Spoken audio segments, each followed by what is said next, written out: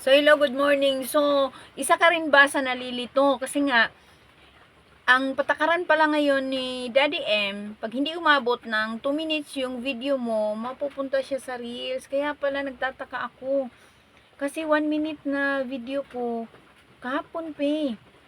Yung 27 seconds dati kasi nagkakaroon na ng ads. Mapupunta siya sa long form mo, kung long form yung pagpo-postan mo.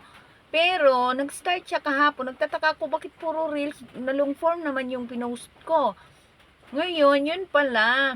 Kailangan pala 2 minutes na siya kasi, mapupunta na sa reels pag hindi siya umabot ng 2 minutes. So, ang tagal nang aantayin. So, ang hirap naman. Kaya, ang hirap i-explain eh. Kaya sa mga nagtataka dyan, bakit puro reels yung nakikita nyo na tapos may nakalagay naman doon na long form, di ba? Kasi sa akin kasi yung mga long form ko, nilalagyan ko talaga ng vlog yan sa mga nagtataka. Vlog, tapos hashtag, tapos yung number. Kasi yun yung, yung pagkakilanlan kung ilan na ba yung nagawa kong video, ganun, since na-monetize ako. Kaya yun yung rason na nilagay ko. So kung nalilito ka, pwede ka naman na mag-post ng long form. Pwede ka rin mag-post ng reels.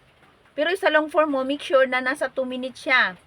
Tapos, kung gusto mo, pag-post mo ng long form, may nakalagay doon make it real, di ba? Para pag once na pinanood nila yung reels mo, i-continue nila ang full video, mapupunta sila sa long form.